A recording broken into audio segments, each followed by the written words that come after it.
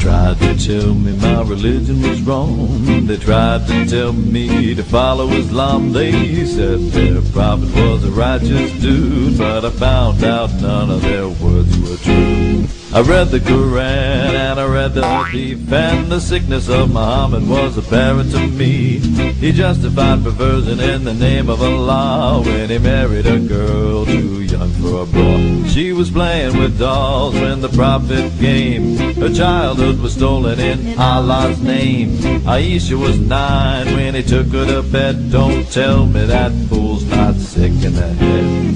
Ain't gonna follow no child molester, sex offender, prophet pretender. Ain't gonna follow no child molester.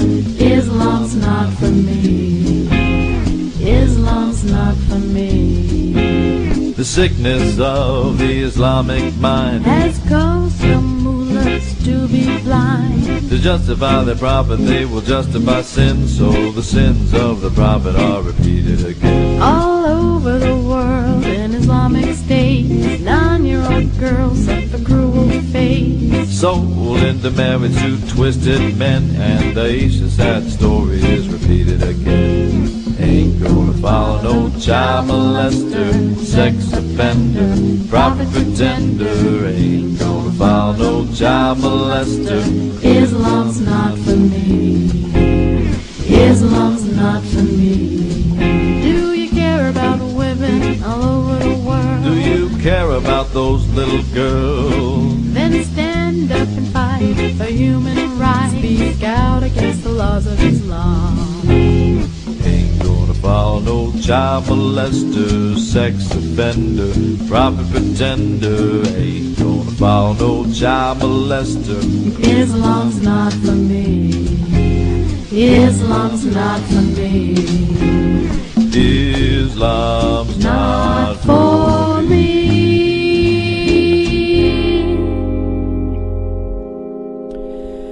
Hello, my darlings. Hello, hello, hello. How is everyone? Whoa, whoa, this thing was on a loop. Okay. Hello, everyone. Hello, my darlings. So, how is everyone? How are you all doing? It's been a hot minute since we've chatted, boys and girls. This is great. Hope he suffers. Okay. Yeah, Kareem K. I'm afraid you're gonna have to go F yourself. I can't have that kind of shit in text. YouTube's gonna lose its collective shite. Haha. In the wise words of Nelson Muntz. I don't know. Anyway. Durud. Samadara. Durud Samadara. I love that name. That name is awesome because Samadara is from a wonderful Iranian like series of, I don't know, movies or TV shows. Extremely funny.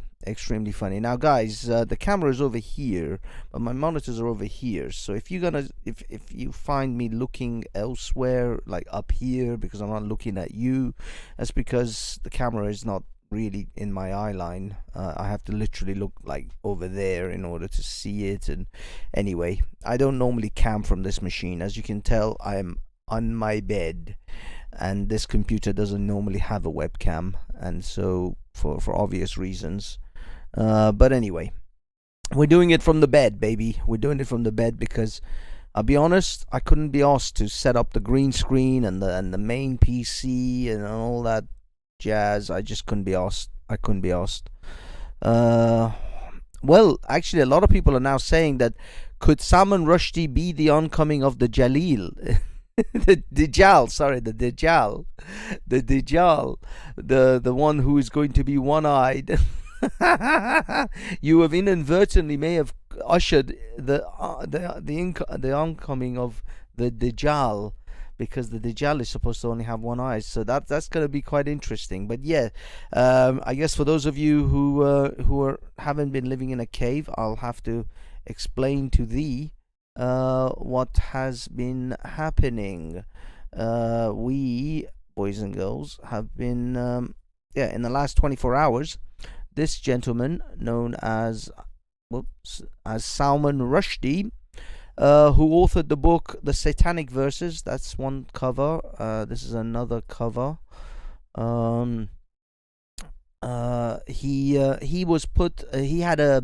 wrote this in 1989, this book, in which he had a fatwa put on his head by this gentleman, the now dead and hopefully being sodomized repeatedly in hell, Ayatollah Ruhollah Khomeini.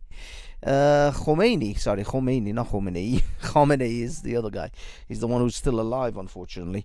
But Khomeini, he put out this fatwa. It says, the author of the book entitled Satanic Verses, which has been compiled, printed, and published in opposition to Islam, the Prophet, and the Quran, as well as those publishers who were aware of its content, have been sentenced to death. I call on all zealous Muslims to execute them quickly wherever they find them. And following this fatwa, there was a $2,600,000 bounty on Salman Rushdie's head, which then once so many years had gone by, it's like 35 years now that has happened. Since that's happened, another Iranian charity upped the bounty to $3.2 million. So the current bounty stands around $3.2 million. And yeah, so this fatwa still actually stands on his head. Unfortunately, Mr. Rushdie did not take this seriously and was attacked at a lecture that he was giving in New York, Kokashua, some Native American sounding place, and the attacker actually managed to stab him in the neck, in the liver, and potentially the eye as well, because it's his publicist or his PR person says that he may lose his eye. He is on a ventilator. There's a chance, it seems like there's a chance he will recover, he will survive this, although he is not a strapping young man anymore. I mean, this was this where is it? This is like a 70-odd-year-old man, Mr. Rushdie. Before this event, I mean, when I showed, where was it, this picture? They said this was when he was a young strapping lad. Still, obviously the hair was going, but this was when he was younger, probably in his 40s and 50s. But now he's like 75 or 72, something like that. So yeah, he's not exactly a young man anymore. So recovery is obviously going to be harder. But nevertheless, there is a good chance that he will actually recover.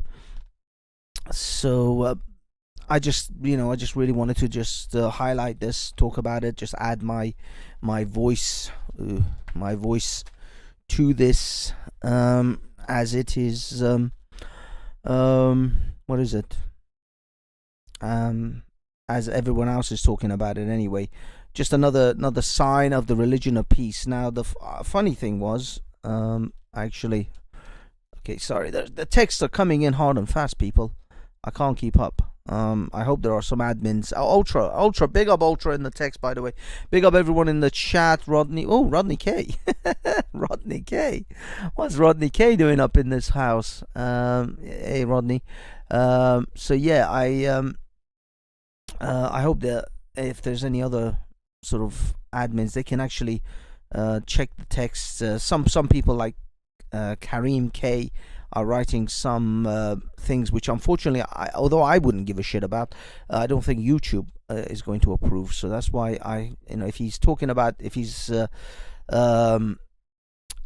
being too overzealous and over eager to praise the person who stabbed Salman Rushdie, then unfortunately we have to hide those. We can't let those ones out. But if there is any just regular ones, then screw it. Let him have it. But either way, Islam lives. Yeah, Samad. Big up, Rodney. But yeah. So either way, if he's being too overzealous with the whole cheering of the stabber, then I'm sorry. It's not. No, Victoria, don't like ban him or time him out. Just mark those particular ones that he's highlighting. I'm not too bad. Hello, Mr. Simon.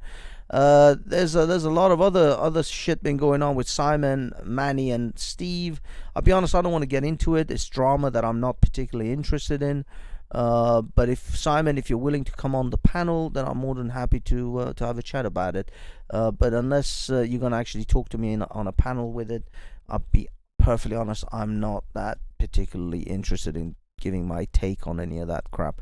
Now, let me just bring up my Twitter, because the funny thing is, even though the perpetrator was apprehended on site by a police officer that was actually at the event, guarding the event. Unfortunately, you see, this is the problem with like Salman Rushdie's security, or at least his own sense of security. He let it slide a bit too much. He got a bit too complacent, and he didn't take care. He didn't guard it the way he should have done. Now, I've actually posted. Here's another thing, by the way. Let me cover this quickly. This is something. See, this is the problem when people don't actually stand up and take note. This gentleman in 1991, Hitoshi Igarashi, a Japanese translator of the Salman Rushdie's book, was found dead outside his office. He was stabbed to death. Iranian leaders had put bounty on his head too. This individual was killed in 1991. Does anyone even know that this translator of the Salman Rushdie's book, Satanic Verses, into Japanese was even murdered? I bet most people don't even know that this guy was also murdered because of just translating the book. Because the piece of shit Khomeini said that anyone, as well as those publishers who were aware of its contents, have been sentenced to death. He didn't just sentence Salman Rushdie to death. He sentenced anyone who had anything to do with this book. That is why this poor Japanese man was stabbed to death outside his house, outside his office, because he translated it into Japanese. So this is not just Salman Rushdie's head on this particular, sort of what's it called? This it's not just Salman Rushdie who's been sentenced to death. Now, this is something I posted, which is the New Jersey man. Now, this is what they say: New Jersey man Hadi Matar. That's a very, very American, New Jersey sounding name, with sympathies towards the Iranian government, arrested in Salman Rushdie's stabbing. However, the media and the police remain unclear to the motive. Then the police are saying, we're not sure of the motive of why he did this. You're not sure. Are you sure now? Are you sure now? Maybe some of us have to remind you. Are you sure now why his motives were? It's because of Islam, because of this piece of shit man who's, I hope, being rapidly and vigorously sodomized in hell right now by some giant demon, if such a place exists. He belongs there more than anyone that has ever lived on this planet. He is more worthy than anyone you can possibly mention. And I'm talking, he's in the same camp as Pol Pot and Hitler and Stalin and Mao and all the other nasty pieces of shit that have ever lived on this planet. And yet, this man was the one who put this death sentence upon Salman Rushdie. And you still don't know? You're still not sure? Unclear of the motive? Really? Really, you're still unclear of the motive? This what takes the piss. This is what takes the piss, man. I don't even know what the fuck this is and why this opened. Okay. Yeah, I just want to show you some of the small video clips of the event. This is when they rushed, and obviously, to try to capture some of the. Well, I think this was when they first of all were capturing the guy. Arrest, as well as trying to attend to Salman, obviously. yeah, this was some of the video footage. I'll be honest, I don't want to play more because this isn't my video footage, so it might get like banned or something. I don't know, it might get copyright strike by the owners. But either way, yeah, this unfortunately what Salman Rushdie did was he actually he got a bit complacent when it came to his security. He thought he was in the clear, and okay, oh God, there's other conversations. Sorry, I'm getting distracted by the conversations. See, Alive is in the chat, so is Jupiter. Interesting. To be honest, I mean, I could go on about the horrors of Islam and why everyone should stay away from it, but this is just, to me, another example of the religion of peace being all peaceful as always. Now I want to actually highlight something else, which Steve from Atheist Steve from Speaker's Corner, he's mobilizing this event. Let me flip it over. Solidarity with Salman Rushdie, Speaker's Corner, 14th of August. So tomorrow, if anyone's interested, I want to sort of throw this out there for anyone who's interested. Come down to Speaker's Corner, and sort of we're having a solidarity event with Salman Rushdie. Just to now, I don't know if this is actually him at Speaker's Corner. It might be, or it could be that it's photoshopped in. If it's photoshopped, it's amazingly well photoshopped. But if it's actually him there, no, I think it's photoshopped. I'm pretty sure it's photoshopped. But anyway, either way, there's I guess a little solidarity movement happening. So yeah, let's hope some people can show up. Get as many people there as possible to do this. I'm sure the usual suspects will be there anyway. Hello, Miss Banksy. I love you. I hope you're well. So yeah, guys and girls. I don't know. I mean, should I just open up the panels and just see if anyone's interested in having a discussion about this? I don't know if anyone else in other channels are having. Obviously, the ex-Muslims groups like Atheist Republic and all the rest, they're still, they're all over it. Apostate Prophet did a stream with David Wood last night. I'm sure Hatun and others will jump on this tomorrow at the park. So there'll be plenty of people who will cover this. Oh God. So yeah, there are people who are actually arguing amongst themselves in the chat. So anyway, either way, screw it. I'm posting the StreamYard link. I'll be honest, I think that's a mistake. I probably don't need to do this. I can just I've had my say, and we can call it a day, and I can go watch something mindless and useless like anime. God, I've been watching. I got a Netflix subscription a few weeks ago because I wanted to watch something that wasn't available on my usual internet sites, and so I got a Netflix subscription for like a month to watch this thing, and also I watched Squid Game in translated because I didn't want to watch it in Korean. It was just horrific. Yes, plenty of hentai. MC knows me so well. You know me too well.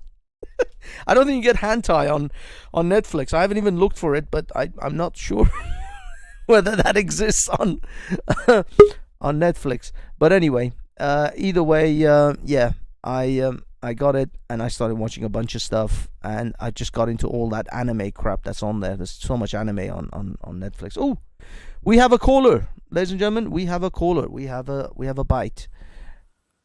Hello, Jupiter. Holy shit, Jupiter. Is that? Can we? Do we have to have that? That's a bit too risque. You're being awfully like my old bangers. Awfully sexy with the old bikini. That no, it's just that I'm worried about YouTube. YouTube are like such assholes these days. I honestly don't know what we can get away with. Oh, there you go. That's a much more respectful. It's a bit more gross. No, I've had it on my streams. They don't do nothing about it. They didn't do The it? nipples are covered, so it's Okay, fine. okay. Well, yeah. If you want, in that case, throw it back up. I'm sure you'll have plenty of people talking about it. No, it might put you off the conversation. Let's just leave it as it is. All I'm saying is there's going to be a lot of people in chat who probably are gonna go have a go at you for it. Oh no, I've had it for days. I've got a video up as well. Oh, Proves I that it's see. me. Oh my Because when I God. put it up, people thought that I'd put my head on someone else's body, for God knows Oh, why. you photoshopped. Oh, they thought you photoshopped it. Yeah, so then I put out a video just to show that it actually is me. No, Yeah. I see. So, what was your what did you guys cover? Did you and Wendy do a video about Salman Rushdie's stabbing or No, but I am aware of it. I think it's terrible what's happened. I know, man. Typical. Religion of peace I- strikes again, huh? Yeah, All peaceful. yeah, it is. It's really annoying though, because they're saying the bloke's got mental issues, aren't they? They're not saying that it's to do with. But it's obvious, isn't it? Well, I mean, yeah, obviously he probably has some mental issues anyway. But then, to be honest with you, you can diagnose every human being on the planet and find some mental issue with them. I don't think there's a person walking on this planet that doesn't have some kind of psychological trauma of some sort, from some point in their lives. So to use that as an excuse is but the thing is, look, I think that because they do this with the like high school shootings. They don't say, oh, this guy was just a Christian zealous and just wanted to kill a bunch of high school students. No, usually the guy has mental issues, and I can say yes, the guy probably has some sort of mental issues. But I guarantee you, the bulk of his motivation, if he was truly crazy, he would just stab a random person. He wouldn't just, he wouldn't come for Salman Rushdie. He would just go and kill a bunch of unknowns. Just go to a I supermarket. think it's interesting where the stab wound was as well, in the neck.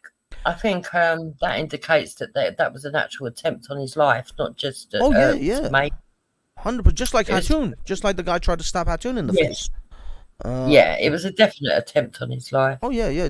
I mean, he went to kill him. He stabbed him in the neck. Tried to, I think, stab him again, and he probably caught his eye. That's why they're saying he may lose his eye. And also, he stabbed him in the liver. So he went. Oh my God! He got a few shots in. It wasn't just one. He got a few shots in before, and he wasn't. Unfortunately, I mean, this is what shows how much of a almost. I mean, I don't want to dare to say it. Miracle scenario it was with Hatun. The guy's knife tip hit the umbrella's metal, stem. Yeah. The chances of that happening, twice are like millions. The odds are in the millions, if not in the billions, to 1. So that moment with Hatun's stabbing, for me, I swear to God, I'm not joking. I'm an atheist. I'm as atheist as they come. But that was a moment that gave me pause. That was like that moment in Pulp Fiction when the kid starts to shoot at John Travolta and Samuel L. Jackson, and he misses with every bullet.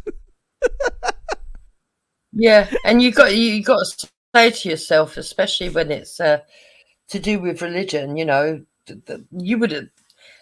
If I'd have been in the religion that was trying to attack Hatun, I would have had to seriously doubt my faith. Because surely, if God willed it, she would have been. She would have been dead. Exactly. So clearly, Allah didn't will it, or if not Allah didn't will it, Jesus is real and Jesus saved her. So either way, you've got major conflicting issues in your religion. If you're a religious person, Hatun's case has to give you some serious, especially if you're a Muslim, has to give you some serious crises of faith, because God, in one form or fashion, didn't want her to die. I mean, because you can see when a guy is successful, when a successful stabbing happened, like this one with Salman Rushdie, the guy really went for him. He got him in the neck, he got him in the eye, he got him in the liver, and although I suspect he will survive it, I think he will be blind probably in one eye, and have severe liver tissue damage, well, liver damage and stuff. Did you see in Liverpool that there was I think it was a 24-year-old went around with a machete randomly attacking people. But again, mental illness. But that's the more thing. Than likely. That's mental illness. That to me, because he went around randomly attacking random people. So he wasn't specifically targeting a single individual. He went and started randomly attacking people. If he had gone and specifically looked out for some person, if he was, let's say, a Christian, and he went and specifically tried to kill a gay person, I wouldn't say that's a random. I wouldn't say it's mental health. I'd say that guy is a Christian zealot, and he is anti-homosexual, and that's why he went after a gay person or a trans person or whatever. So that would be a targeted, attack.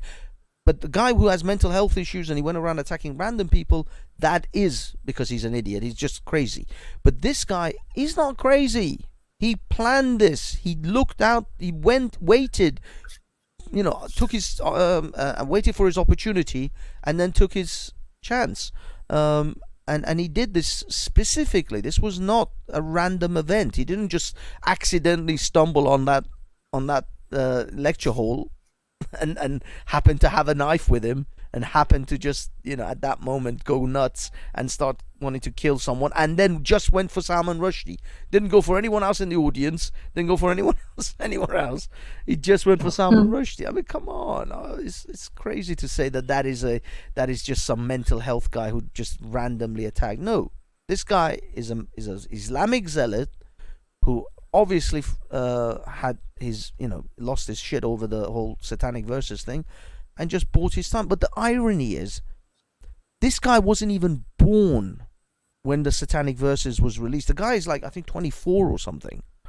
Do you remember the video of there was some bloke standing with the book with it open so you could see the title in America, and the person who rushed up and sort of like tried to grapple with him got the book and run off and then burnt it, and a load of Muslims were all cheering. Do you remember that about 3 years ago? Are you talking about the guy who did a BBC he was doing a BBC documentary about the satanic I think he might have been, no, he wasn't just holding it up. What he was going around Birmingham talking to Muslims. He's a Muslim himself from I think London, or he lives in London, but he was from Birmingham. He went around Birmingham, the Birmingham city centre, and he was this wasn't just some guy just holding it up randomly. He went around and he actually said he wanted people to see the book and see how they feel. Like this was like the 20 or the 30th anniversary. I think it was like the 30th anniversary of the book, and he wanted to find out what people still feel, or the Muslims still feel about this book. And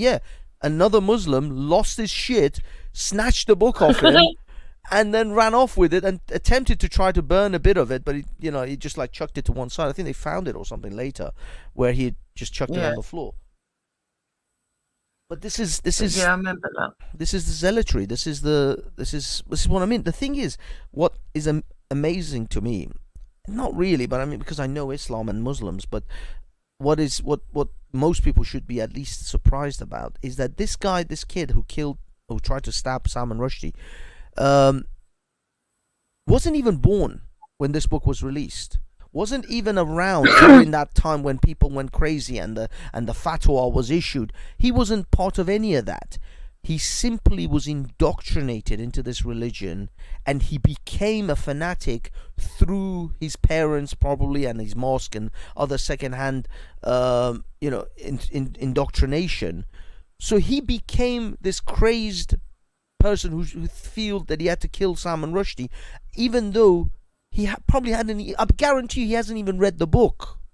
I guarantee 9 out of 10 times of these people haven't even read the book. I've tried to. Well, the actual verses they're writing about is really interesting because it's to do with.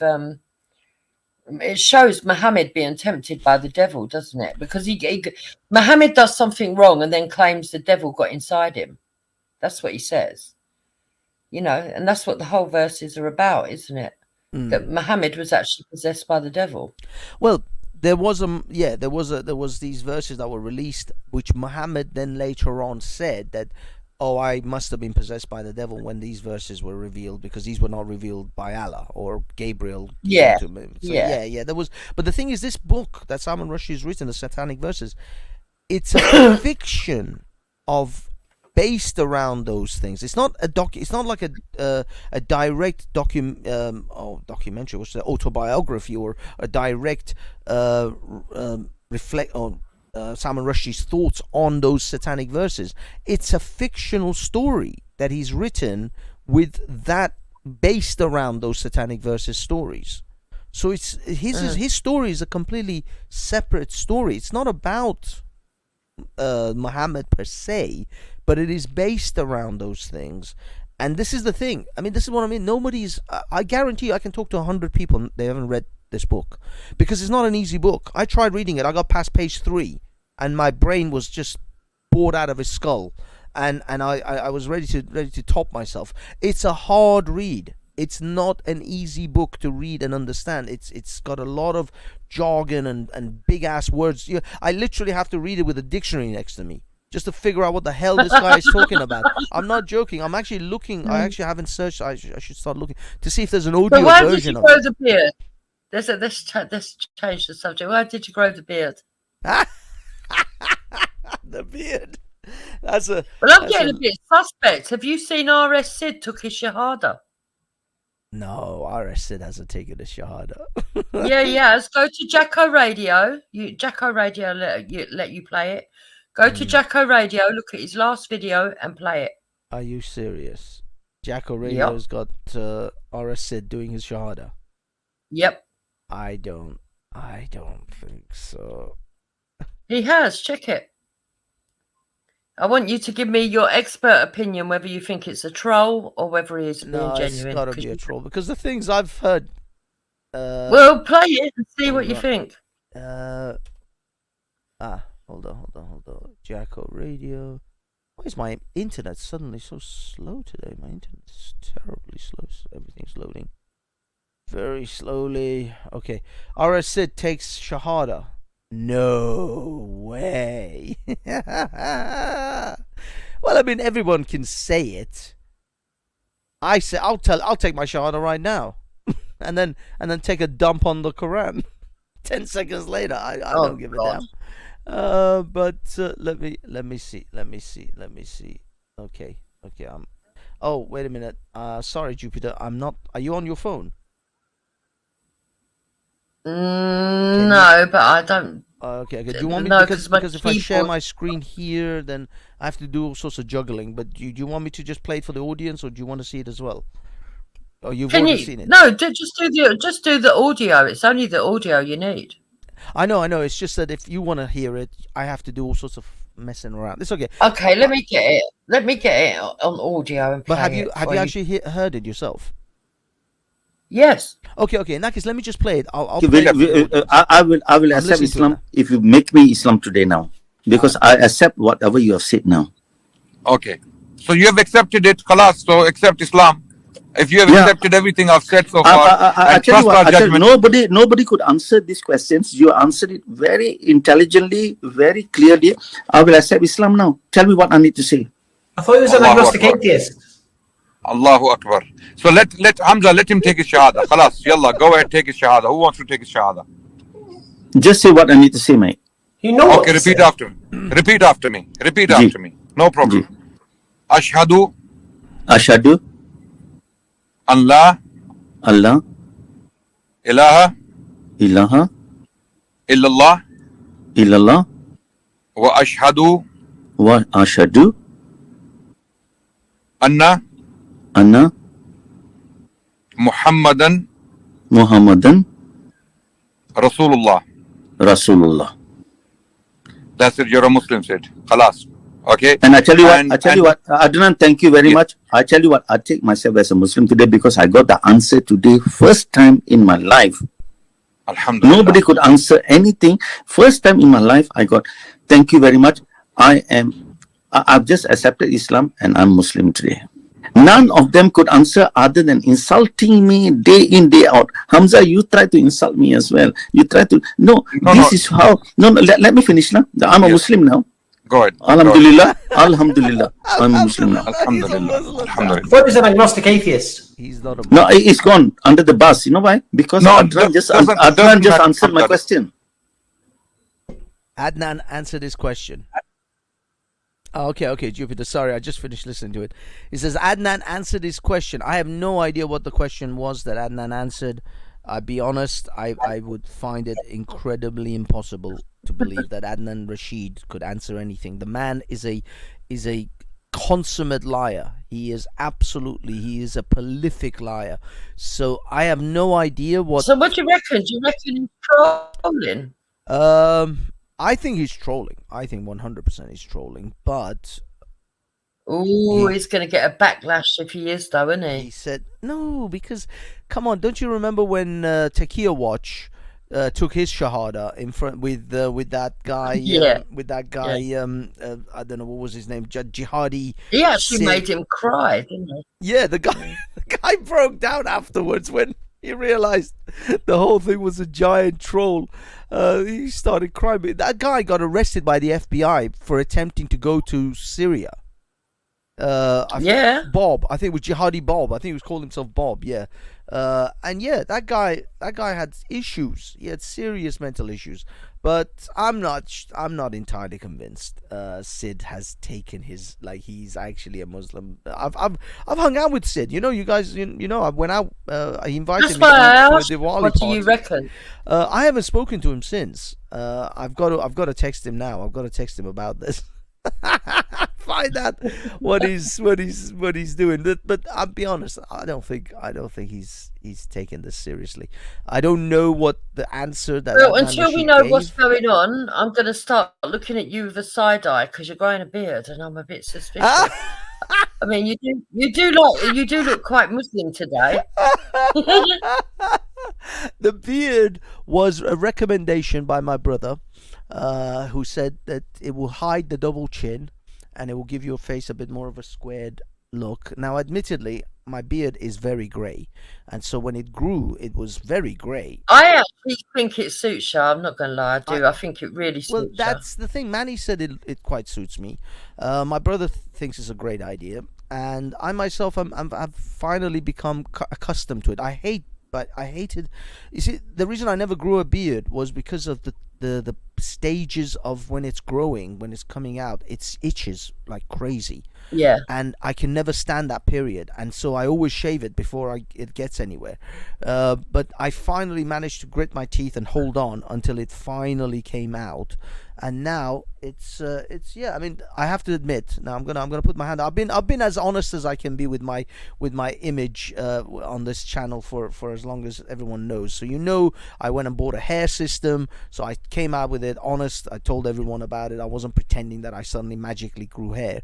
And the same with the beard. Yeah. My beard is grey as hell, and my mother decided to dye it last week when I was over there, and she would not stop. Yeah, but I think that's a good idea. You think so? But I don't have anything against men who dye their hair, because I think women have been doing it for years. Well, yeah, women And, have, yeah. Yeah, and I think for men, their hair dye is not as dangerous as women's, because women's where they do it permanent, and because they've got such long hair, they do it permanent. If they do the washing and fade out one, that's not too bad, but Yeah. a lot of them do the permanent one, which is actually quite dangerous. Well, yeah, mum decided to do this thing, and I was like, look, I don't think it's a good idea. I like the grey anyway. I like it a little bit, like, it gives me a bit of a more of a lived, like, mature, and also it's natural. But no, she insisted, and she grabbed me, pinned me down, and did this thing to me, and it's okay. But I'll say, I'm telling everyone that this is what it is. So it's like people are like, oh, he you know, he's trying to hide it. I'm not trying to hide it. I grew my beard. It was white. My mother forced me to do this, and she painted my freaking thing all dark, and it's fine. I like it. I'm perfectly happy with it. But I'll be honest, it's the beard is natural. For those who wrote in the text, is the beard also fake? Yeah. The beard. I'm gonna be honest though and say that if you're gonna have the beard, you don't need the hairpiece. Well, this is my now. I'm now kind of in that thought of shaving my head again and just keeping the beard and just going with that look. Yes. I don't know. I mean, at the moment, I am, because I'm not wearing it right now. That's why I've got this what they call this do-rag type of thing on, because I've got that sort of, that Coco the Clown, or actually Salman Rushdie look, the hair around the side but all empty on the top. And I don't know if that look is I would probably just shave it all off, or but I've still got the hair system, and the hair system, although it's outlasted any other regular hair system, because of the fact that normally it is supposed to last like 5, maybe 6 months. I've had it 8 months in now. It's outlasted. You're taking great care of it, though, aren't you? Well, I do, and and I don't wear it all the time. I actually go weeks without wearing it, but nobody sees me because I wear hats, or I wear do rags and caps and stuff. So I don't wear it all the time either. So it lasts. It's actually outlasted. I should have been on my 2nd or 3rd by now, technically, if I was gonna constantly wear it. But at the moment, I'm in two thoughts. I'm gonna take some heed or advice from family members to see should my brother who encouraged me to grow this. And by the way, he's my younger brother. I'm the eldest in the family. But it's just someone says his brother must be older. No, he is wiser. He's just not older. He is actually considerably wiser. I think that you don't need the toupee now that you've got the beard. Yeah, and I'm thinking maybe shave it and just. And I actually think that once you get used to going out with your beard, whether you shave your hair or not at the sides, I think you'll actually feel more comfortable because it's just you. Seriously. Yeah, I do feel. I think once you do it, you'll feel better. The thing is, I'm actually very comfortable with the hair and without the hair. It's not I feel paranoid, but I do understand a female perspective a lot more now, especially women who wear a lot of makeup, who do a lot of fake things, they have extensions in their hairs, and they have high heels and push-up bras and all of these things.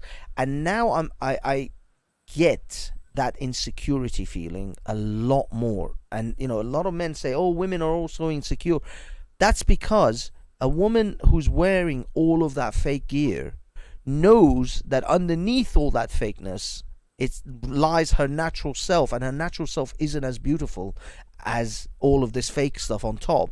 And so that insecurity comes from that knowing that once I take all this off, what's he going to think of me then?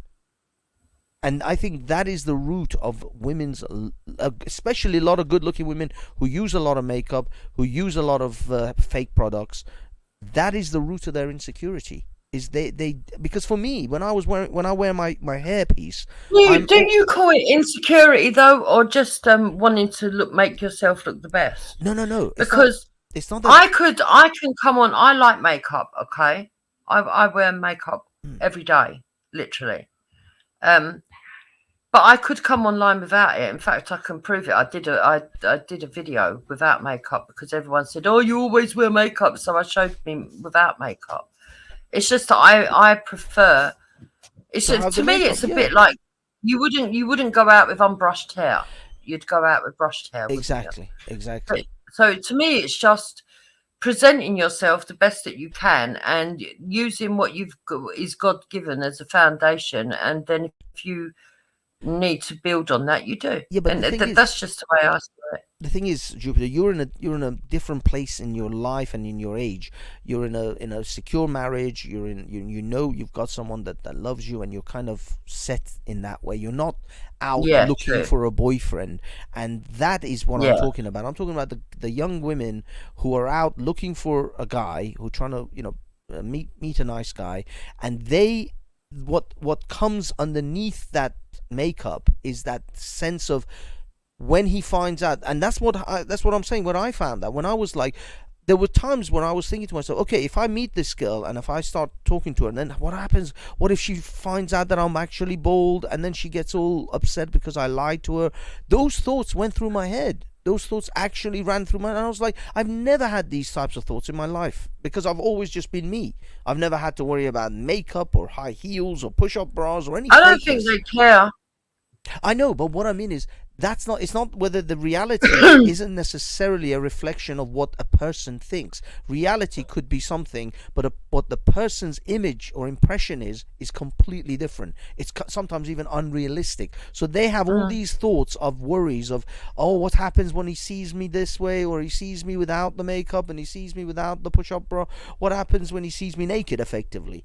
And that's when the insecurities all pile up, and women I think have those thoughts running through their heads when they're out wearing all the makeup. Yeah, but even if you're young and beautiful and you don't wear makeup, you can still wake up in the morning and look very rough. I don't know. I just think that I think that we live in a very shallow society when it comes to do with looks, and that a lot of people just need to realize, just be yourself. You don't have to justify why you wear makeup. You don't have to justify if you don't. If you can just be comfortable with yourself, you will find that confidence oozes out, and you will attract people anyway. I mean, look how many people online have told me how fat and hideous I am, Banksy. I don't care. Oh, hey, you and I are both in that same closet. I get that like on a day. That's like another Tuesday to me. That's just Tuesday as far as I'm concerned. Every day I get comments like that. Every day there's some dick somewhere going, "Oh, you fat beta dick." It's like if I had to actually take those people seriously, I'd throw myself off a bridge by now. Yeah. I did see the dissing match that you had with Jedi. Actually, I thought he was really disgusting. But wow, didn't you poke at his sore? Well, no. The thing is, now I want to actually do a stream or a video about the whole issue, because there are people there going, "Oh, Jedi buried you, Jedi." Dude, the guy went on a fucking rant and then kicked me off his stream before I could reply. That's not burying. That's a pussy move. That's when you're a pussy who can't actually stand and actually take the onslaught that I was going to release on him. He just went off on a rant. He wanted to basically white knight for that Shanika Poo, or whatever the fucking her name is, with a fat ass and a fucking baby. This woman is more, I guarantee you, she's about 10 pounds overweight with a fucking screaming baby in the back, talking about, when I put on makeup, I'm a 9.5. You're a 9.5. Really? Beyonce is considered a 9. A fucking Rihanna is considered a 9. You put yourself in their fucking league. This is the delusion of some fucking women. This is some fat Shaniqua with a baby screaming in the back, talking about she's a 9.5. Have you never seen what Shani looks like? So she has gone online without makeup and glasses. She wears glasses, so she wears contact lenses if she does herself up. But she's also been at the park talking to Callum. And if you want to find the stream, it's the one where she's got a trilby on and she's got her sisters with her, and her sisters are in hijabs. Yeah, I mean, I haven't really seen. I don't know what she looks like. But when the woman talks about, I'm a 9.5, and she has a baby screaming in the background, she has no idea what a 9.5 is actually. It actually means in the sexual marketplace. When people to be a 9.5, you've got to have a banging body, be absolutely in the category of the age group that men want to marry, financially independent, and somebody that has never had boyfriends before. Well, yeah. First of all, you have to have had a very low body count and no kids. That's like number one when it comes to really, rich men or men who actually can pick up 9s and 10s. Also, the other thing is, this is something actually this girl, Just Pearly thing, this girl called Pearl, she says, if you're in an high 8, 9, 10 categories, you are normally being approached by a modeling agency to model. That's 9s and 10s. Those are the people who are, if you've never been a model or have been approached to become a model, you're not a fucking 9. Don't delude yourself to think you're a 9. Models are But 9s and 10s. I want to point this out, Banksy, for the sake of Jedi. Just because you've done modelling in the past, you don't hold on to that number right throughout life. Oh no, that's a shifting. A bit like buying a new car; it does degrade as you get older. Absolutely, looks are a depreciating commodity. They always degrade, and so yes, someone like Shani Kapoor, who thinks she's a 9.5 now. First of all, I don't think she's ever been a 9. And second of all, now, as she gets older with a fucking baby, she is definitely not a 9. She'd be lucky if she's classed as a 6 or a 7 in this modern era as far as sexual market value is concerned. This is why, and I mocked her for calling herself a 9.5. And that's when little knuckle dragger Jedi lost his shit. And he was white knighting. That whole little fucking spat was him white knighting for the Shanika. That's all it was. He just fucking jumped up and started screaming and shouting at me because he wanted to white knight for that girl for whatever fucking reason. That's all it was. And this fucking... It's because they believe that black betterment is about promoting black women to the top of their hierarchy, because they believe that black women are seen as ugly by all white people, which of course is not the truth. It's not the truth. Well, I mean, in every race, there's good lookers and bad lookers. Exactly. But it is true. It is true that because our country is predominantly white, they're going to more likely pick white women. Yeah. That's basically. Of course, but the thing is, it is a statistic on dating apps, especially I think it was one from OkCupid, where black women were the lowest ranking chosen by the men on the site. They were the most rejected. Unfortunately, those are the statistics. You can't do it. I mean, you can say that that's a Western, European or North American statistic, but that's the statistics when it comes to dating apps. Yeah, but you know what annoys me about that? I didn't choose to be born white. Okay, I don't think that I'm fucking a supermodel because obviously I'm 54. I've had kids, whatnot, whatever.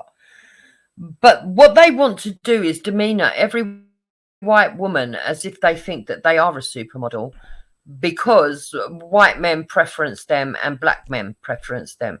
That's not the fault of the white woman. No. First of all, it's not. But second of all, the white women are not rated number 1 on those dating apps either. Oriental women are rated number 1.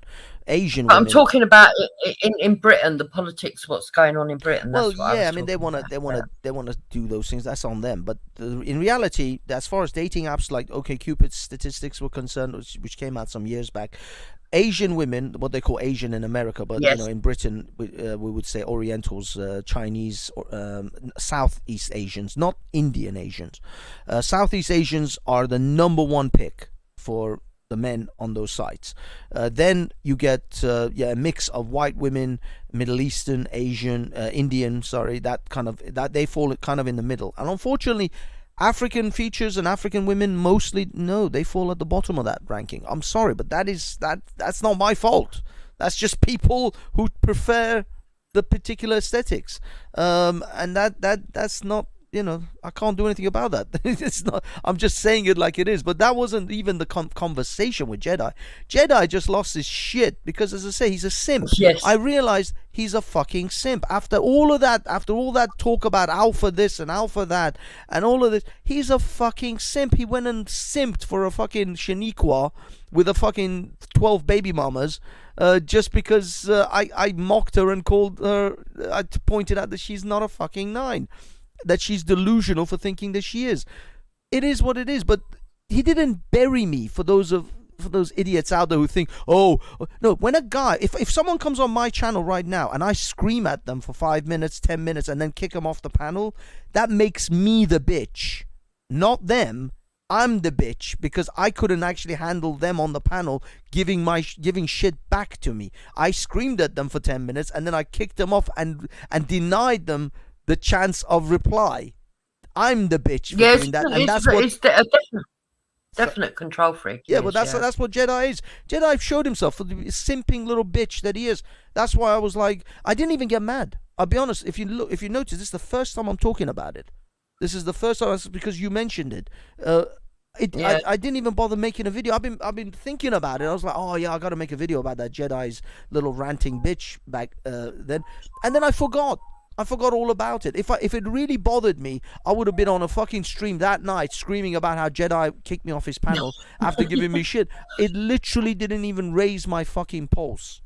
I've been thinking, as I said, I thought maybe in the future I should make a video, but I think that particular week that by both Maku, Banksy, and a lot of the others that frequent their panels were shown to be real big snowflakes, and that for all the abuse that they give out to other people, they can't even take a minute bit of criticism. No, they're all bitches, and Jedi showed himself for the simping little bitch that he is himself. He's an absolute simp. I thought, all this big talk about alpha men and alpha this and alpha that. He fucking went and simped for a Shaniqua with 12 baby daddies, and I'm like, dude, you are not alpha. This is not alpha. When you simp for women that badly, alpha men have so much abundance of women, they don't have to simp for other women. They just simply take women as they but what I don't get, Banksy, was why he wanted to get into a discussion about telling another man's wife whether they can wear makeup or not. I found that very bizarre. Was that with you? No, Shani's married, isn't she now with that baby? She's married. Oh, well, no. Only recently as well. Yeah, the conversation was about, I think, generally about makeup. People wearing makeup, women hiding themselves, women, hiding their features behind makeup or improve, just because I'll be honest with you, if you've seen clips, I don't know if you've ever looked up makeup artists on TikTok, but these women, they look like different people. Oh, some of them, yeah. Some of them. When with before and after makeup shots are unbelievable. They literally are as if they're two different human beings. And so the difference between the natural person and the makeup person or made up person is astoundingly different. I mean, this is what, again, I go back to that whole insecurity thing, is that this woman who puts on that much makeup and makes herself look so different from what she actually looks like, she knows that when all of this fakeness comes down, when the curtain falls, the man is going to see the real her, and so even amongst working class and what you would call the unemployed, there's a new sort of like fad out there, and if they're going out, they actually pay people to come and make them over before they go out. Probably, yeah. I mean, I'm serious. The working class and the poor are getting makeup artists. Yeah, no, seriously. So I grew up at a time where you did your own makeup and that, but they actually employ them to come out so that they get the supermodel look. That look, that plastic Barbie look that they all have. And that contoured sort of makeup and all that. But you know what I find funny about that? A lot of men lust after that when they're young, and they will lust after them for the shack. But they aren't looking at them type of women as a wife. And I think to myself, when I see these women dressed up like that, I think you better have money behind you, because if you haven't got money behind you, they're going to just disregard you and look for not a plain Jane, but somebody who's more natural looking. Men are not fooled by it, I don't think. I'll be perfectly honest. Most men, first of all, you're right, they will look at those women for pump and dump. But this thing about women having money, men don't really care about women having money. I'll be honest, this is not a metric for men.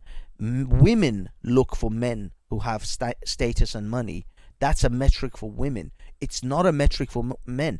A millionaire can go and marry a girl who works at a Tesco checkout, but a millionaire woman will never marry a guy who was working at a McDonald's. It's just not the way women work. Women select across and up because of their hypergamy, and so they marry people of the same level, and that's even rare, but mostly up above them. Men, on the other hand, actually can marry across and down, and they do that far more often than women. In fact, they do that 10 times more often than women. As I said, there are many stories of a guy, a millionaire, who's married a girl who's working at a local shop, whilst I don't know barely even one story of a woman who's gone out and just married some nobody. Now, admittedly, Madonna, I think it was Madonna or J-Lo, one of them, I think actually maybe even both of them, they dated, they didn't marry, I think they dated their like dancers, the backup dancers, but they didn't marry them. I'm quite sure they didn't actually marry them, because Madonna. I think what they did was it was like stud horses. They used their genes because they wanted to have perfect children. Exactly. So they've got this good-looking guy, but he's not particularly wealthy. So she will shag him. She'll you know is a fuckboy effectively is what they call, but they won't marry those guys because those guys are economically and socially beneath them. 90% of women do not marry down. I mean, I've seen one video of a woman who she met this guy over the internet, and the guy is disabled. He's like, I think, quadriplegic. He's almost entirely disabled. And he's on benefits. He's on Russian benefits. This was a Russian thing. The guy's on Russian benefits. God knows how much that fucking thing is. But he's totally disabled on Russian benefits. And this woman who was, she wasn't like a supermodel, but she was a good-looking woman. She was an attractive, blonde, blue-eyed, typical Russian-looking girl. She went ahead and fucking fell in love with this guy and married him. And to me, that is a unicorn. That is a needle in a giant haystack. That happens once a millennia. That's like some Halley's Comet shit. So that's the thing. That doesn't happen often. That doesn't really happen, especially in the West now, with women and their Instagrams and all of this stuff. No, women are not looking at all for. They're literally looking. Even the. But you know what? I think that women in the future, within the next 10 years, that are going to be considered a 9 are going to be those that haven't got Instagram accounts or Facebook accounts. I think that's going to bump them some credits. Well, yeah, you're right. I mean, I'll be 100% honest. When I look on Tinder or other things, admittedly, Tinder is not a place to date. To me, it's just like a joke app. I just browse through it when I'm bored. But when I look on there, any woman who has an Instagram account is an instant left stripe for me. I don't care. I don't care whether she has 10 followers or 1 million followers, or whether she literally just posts videos for her mum and dad to watch or whatever. Instant left swipe. Instantly. Because women with Instagram accounts are just attention whores. 110% attention whores. They are just looking to get that dopamine hit of men fawning over them. And I'll be honest, that's similar with Tinder anyway. Women who are on Tinder or any of these dating apps most of the time reject, the statistics are women reject something like 80 to 85% of the men on dating apps, whilst men accept about 80 to 90% of the women on the dating apps. So men are swiping left, swiping right all the time, whilst women are only swiping right like 1 out of every 10 guy at best. Because women are exceedingly picky about the men that they actually want, whilst at the same time they themselves are Instagram models or overweight or just fucked up life. They got three kids with 4 different guys, baby daddies all over the place. They were ran through in their 20s, rode the cock carousel from 20 to 29, and now they find themselves in their mid 30s with 3 kids and are now looking for a good guy. It's like, fuck that. Yeah. Yeah, they're quite unrealistic, aren't they? They are unrealistic. Unbelievable. The modern, especially the millennial generation, the Gen X's, the Gen Zs. Now, I'm lucky I'm a Gen X, so I find nice women in that category, and also in the Iranian community is a different world. This is something actually I was, because I was on a show about this relationship business last week, and I did try to present that in the East, things are still very different in the Middle East, in traditional families. Now, I know I rail against Islam all the time, and I think it's a horrific religion, but the traditions and the fact that it has kept women traditional, a lot of them, not all. I mean, women in Tehran, believe me, there are more women in Tehran on Instagram than there are in New York. So there are big cities that are women are still. I think that is one of the reasons why me and Hector had a successful marriage. Is because Africans are quite traditional family-wise, and I was brought up in a family where there was lots of children, and I was the elder child, the eldest grandchild, and so I was brought up to sort of like nurture the other children, be responsible, and we was brought up in traditional roles as well. You know, the girls were supposed to do more than the boys when it came to cooking, and the boys were supposed to do more than the girls when it came to heavy lifting and the dirt jobs, what I call them. You know, like putting the rubbish out and digging up, and you know, and so I think that's probably why, because I'm quite sort of like traditional. But I wanted to say to you, what did you? Because there's a couple of things that I've seen recently to do with you. So, what did you feel about what Reverend Simon Sideways said to you when he come on and spoke to you? Well, I mean, he set the record straight, and I couldn't really argue against it because I can only really say what I saw him say, things that he said, which to me I interpreted them as potentially anti-Semitic. And he said no, those were wrong, and I can't really argue against someone because I'm not in their brain. I can't read their mind, so I can't honestly say. I can only take their word for it. So I could only really take Simon's word and say, if he doesn't say he's anti-Semitic and he just allowed people who were anti-Semitic to have free speech, then that's fair enough. I was not only taking his associations on board, I was also taking some of the things that he seemed to be invoking or saying about the Kalergi plan and the 2030 plan and the Israel this and Israel that, and I was like, okay, this guy's headed down that sort of anti-Semitic. He's actually right about the Kalergi plan, though. The Kalergi plan is just one man, and he was mixed race. He was I think he was half Jewish, actually. But he was he was mixed race, and he foresaw a mixed race future. But I think he was a bit unstable. Well, anyway. yeah, but it wasn't just him. It's actually this Jewish lady who's actually on video saying that they are expecting Europe to go through a massive demographic change in the next coming I see that Jewish generations. lady, exactly. And the Jewish people, she said the Jewish people are going to be at the center of it. Now I can say those things are pretty damning if this is what's going to happen, but nevertheless, for me to simply accept his word is all I can do. I can't do anything else. If someone calls me and they have done a Jimmy Savile, I don't want to say the P word, but the Jimmy Savile type, all I can say is no, you're wrong. It is nothing of the sort. It was a misunderstanding of a conversation and a bait and trap that I went into with the but I think that they've done. I think they've done. Yeah, I think they've online. They do that to everybody, and we've all fell into it. Look what happened to me last week with the M word. Exactly, we've all fell into it. Exactly, they create conversational traps. Yeah, and they bait you out. If they don't do it emotionally, they do it intellectually. They know exactly what they're doing. Exactly. But when it comes to guilt by association, I think it's a very fine line.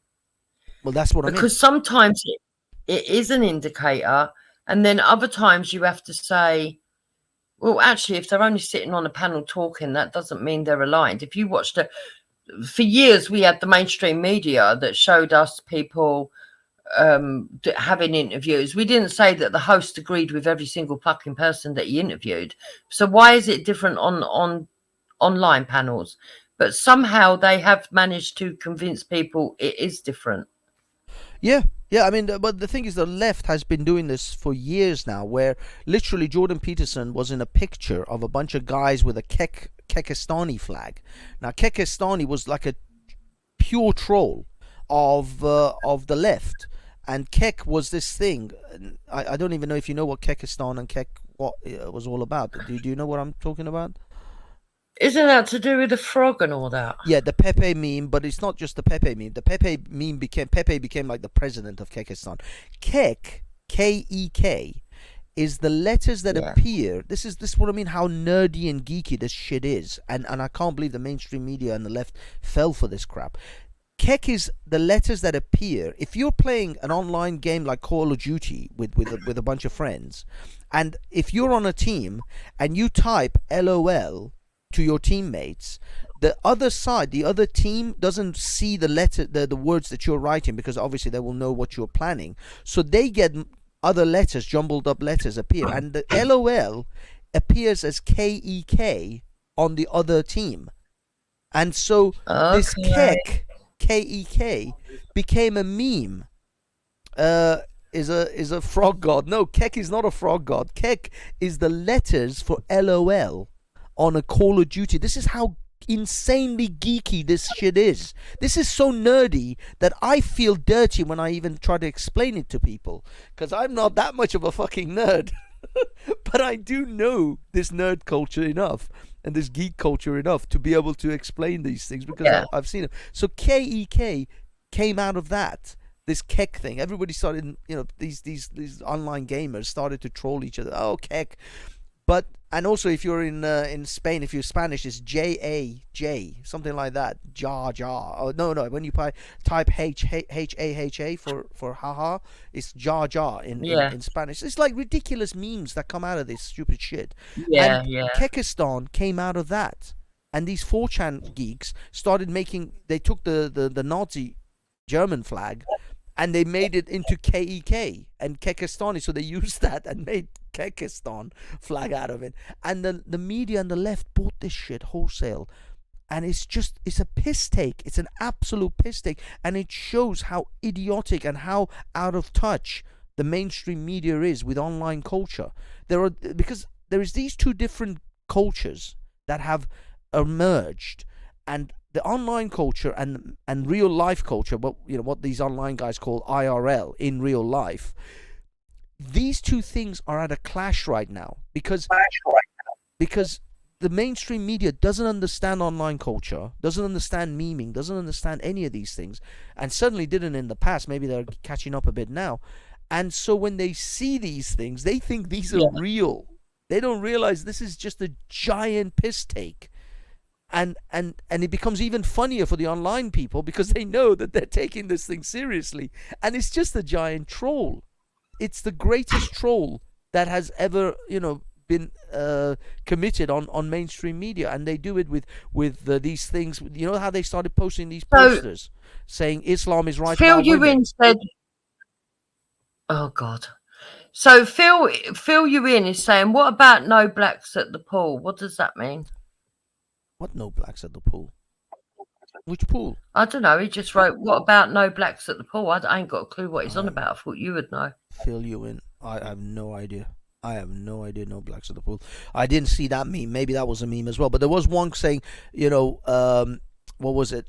It's that okay. Would probably be a stereo, but I can make a guess at that. That would probably be a stereotype that people think that black people can't swim. Or don't like to swim. But no, I mean, back in the days of proper like Jim Crow racism in the South of America, there were probably pools that say no blacks at the pool, because there were like coffee shops that say no blacks, no dogs, no Irish. You know what I mean? So back in those days, maybe there was some shit like that. Do you ever watch a YouTuber called Chaotic Truth? No, I don't think I have. Well, what does he say? He had his Chaotic Truth Life. He had. They're talking about that in America right now. There was an incident to do with a woman actually. Well, what it was is they had open air, what we would call Lido over here, and they used to have a teen night, but they had to stop it because loads of black youths were going there and causing mayhem and trouble, and they had an incident where they turned up and was shooting. Rival gangs were shooting at each other with guns. Damn. Yeah, right. So the following week after that, they had to close it down that night. Then they opened it up the following week, and some black youths kicked off again. And the woman lost her shit, and she said, "I don't care whether they say it's right or wrong. I'm not serving blacks today." And she sort of like slammed her thing down and marched out the room. And it's a big thing in America. Oh, she's racist. She's racist. She's racist. And he's a black man himself. He's conservative in America. And he was basically saying, but you can kind of understand that if for years they've had this going on, that they've had no problems, and all of a sudden the black youths are rolling up and they want to start shooting at each other where there's little like teenagers. Yeah. You know, you can understand the reaction. It doesn't mean that she's right in what she said, but she's probably scared, emotional. If a bunch of Chinese, if a bunch of Chinese came and did that, and she said, "I'm not serving any Chinese people today," it would be the same thing. Unfortunately, it's the way it is now these days. It's sensitive. And by the way, this is all Americanized crap. This is nothing to do with other cultures. And this is another thing as well. I mean, this is the thing with this. I don't want to go back to the Jedi thing, but Jedi's panel have been so pissed at the fact that I was going there and owning them so much that they started researching Iranian culture. And they came up with this thing called Baba Karam, and they found this thing about Iranian culture, which, by the way, I myself have done multiple videos on, pointing out there's a character in Iranian New Year celebration. There's two characters: Baba Nowruz, who is kind of the Santa Claus of the Iranian culture, and then Baba Karam is this other character that apparently comes down the chimney or something to do with the chimney and the soot. And he's got soot all over his face. So effectively, it's Iranian blackface. And it basically, that's what it is. Although it's not blackface because it's nothing to do with the American blackface. It's nothing to do with racism. It didn't even come out of any of that. That's just it's nothing to do with skin tone. It's to do with dirt. Yeah, yes, it's ridiculous. It's to do with soot. Yeah. It's supposed to be soot and smoke because he's in the chimney or he comes down the chimney or something to do with the chimney. And so his face is covered in soot. And basically, that's what happens in New Year's, Iranian New Year, where there are people who dress up like this, usually quite like poor people who they kind of can make a bit of money out of this because they go around, they've got tambourines and stuff, and they start dancing and they do dances. Well, what they're trying to do is they're trying to pretend to the kids that they've come down the fucking chimney for fuck's sake. Exactly. And they're dancing for people in the streets and stuff, and people tip them, and that's a kind of bit of a money earner for some, poor people and homeless people and stuff. But generally, they try to use that to say that, oh, Iranians are, look, you racists with your blackface. I'm like, I don't even give a shit. You can go ahead and try to superimpose your Americanized ideals or Americanized culture over some Iranians. But I tell you what, Iranians don't give a fuck. It has nothing to do with blackface. It has nothing to do with racism. And they're going to carry on doing this despite your finger wagging because they don't give a shit. It's part of our heritage and our culture, and you're not going to come and superimpose your fucking ideas of culture and Americanization over to Iranians in Iran. And by the way, this doesn't even happen outside of Iran. This only happens in Iran because it's an Iranian tradition. Someone in Britain, I think in London, tried to do it, and he almost got his shit kicked out of him by some black people. So they do not do it in Britain, which is quite funny because they want to nick every other historical figure. I mean, I'm surprised that they haven't said Santa Claus is black. To be fair, well, they did say that in America at one point, and then Fox News anchor Megyn Kelly said no. Santa is just white, okay? But no, they have been, because the tradition of Saint Nicholas, or at least the character Saint Nicholas that this was based around, he was from Turkey, so he wouldn't have been white, but then he wouldn't be black either. He would be more my color or a Turkish person sort of looking. So he would be sort of Caucasian, Mediterranean looking at best. He wouldn't be black. He certainly would not be African black. I think, though, that the reason that might have been part of the reason why Jedi lost his shit with you, but I think it was more to do with the previous Monday's stream where Elron come on, and basically in the end, between you and Elron, he got completely owned. And I think that bruised his ego bad. Yeah, but this is what I mean. This is what I mean, because the next time I went over there, there was a few of them. It wasn't just it was I think one of the guys, I think Kale, yeah, he said he talked about Baba Karam. Then there was this other girl who talked about Iran, the British allowed the Persians to starve. 10 million of them were killed. I'll be honest. Yeah. I asked her to show me the evidence for that. I never got a link. I never got anything, and I have never heard this. So if 10 million Iranians were killed in some famine or some slaughter, and it was the British fault, I'm sure I would have heard it by now. And I've never heard about this. Yeah, but that pal has said publicly on a live stream. I don't know if you're aware, but he said publicly on a live stream, everyone who's white, everyone who's Asian, everyone who's mixed race, and anyone that has any dealings like somebody who's married to a white person, they are all to be discriminated against and are not in his group because they're not for black betterment. Yeah. So basically, he said they're all his enemies. So he's a black nationalist. But they are, though. But they are black nationalists. They're black racists. These are black racists. These are, well, not even racist, separatists at best. Because, you know, they said to Hector, I was there, where they said to Hector, oh, we are revoking your Nigerian card. Yeah, like that's as if they can. Yeah, it's like they can. It's like some shit they can actually. They have some kind of council of fucking Jedi sitting around determining who is Nigerian. Yeah. Fuck you and your fucking. We're taking away your fucking Nigerian card. Hector is more Nigerian than every one of those fucks put together. But that's what they hate, Banksy. That's what they hate. And it's really weird that Maku goes around saying he's not British, even though he's born in Britain and is essentially British and has got a British passport. Yet he wanted to tell you to fuck off back home to your country. And he heritage. Starts claiming British, you know, oh, we here, we there. Yeah. This is our... I'm like, motherfucker, you hate this country 90% of the time. You're always shitting all over this country like 80% of the time. And then when one time you want to fucking attack a non, you know, a foreigner effectively, then now you're British. Now it's all about, you know, you love fucking Britain. It's, you know, God save the Queen and all that shit, huh? It's such bullshit, absolute bullshit. But the thing is, I took a lot of that as just troll. That's just them trolling, because I didn't take it seriously.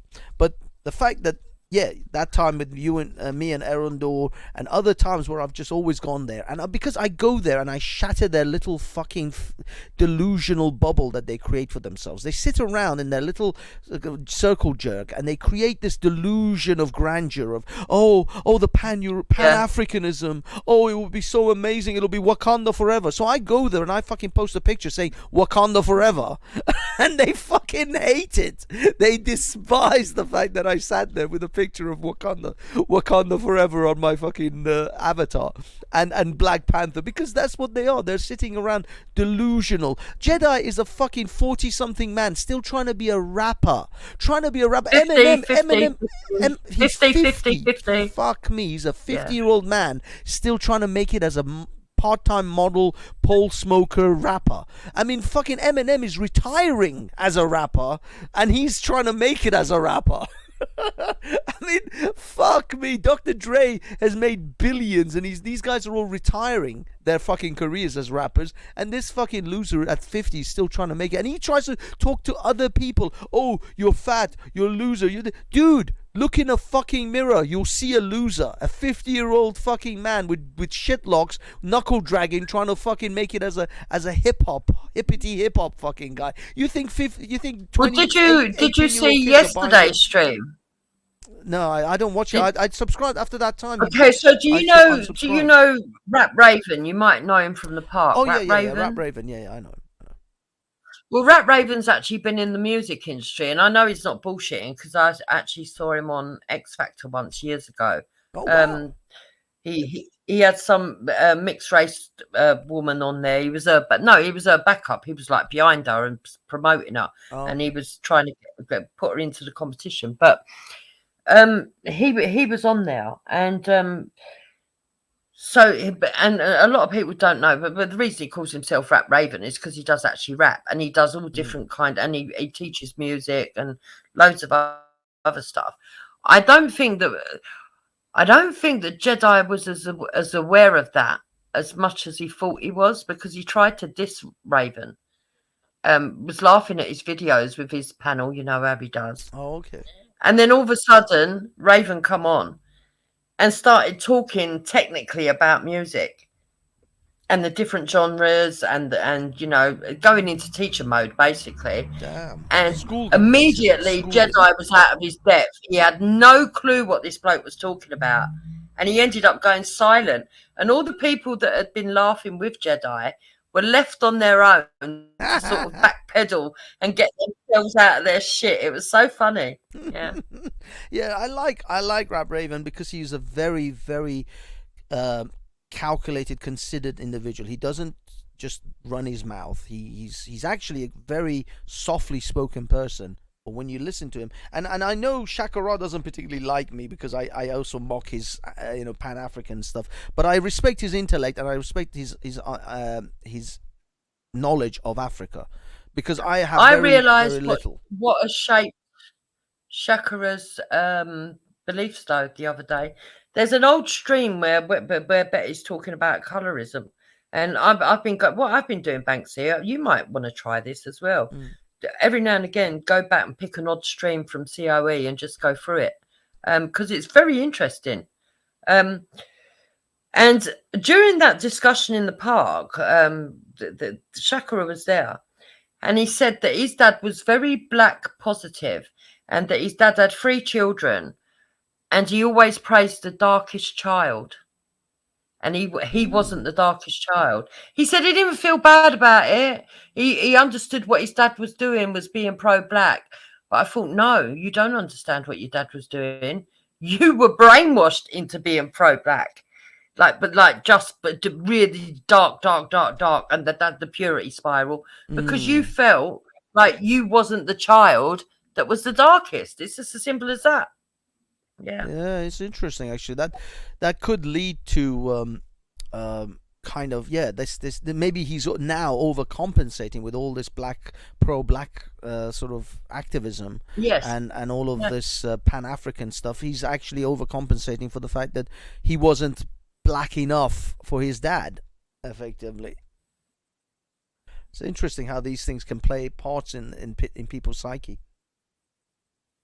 Years down the line, maybe that's what Shakara's thing is. But either way, I mean, I'm not really, as I say, I take the piss out of his Pan-African ideals all the time because I don't think they're realistic. But what I do, what I do give him credit for is the fact that he is well studied in African history. Yeah, he's well educated in African studies, in African history and culture and various different things, because there was stuff that I honestly didn't know about, which he talked about, and then I went and looked it up, and I was like, oh, there's this, the Benin, the walls of Benin. Yeah, but you do know the civilizations they had over there. Yeah, you do know though that a lot of it, he's correct, but he pads it out with a lot of waffle, like Maku.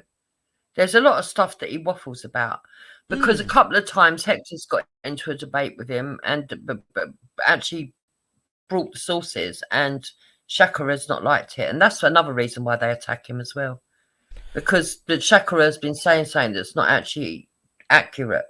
And Hector's piped up and said, well, no, that's not true. What about this person? What about that person? And, brought the sources. But so I'm going to ask you this. Sure. It feels like I'm interviewing you, but I'm going to ask you this. Anyway.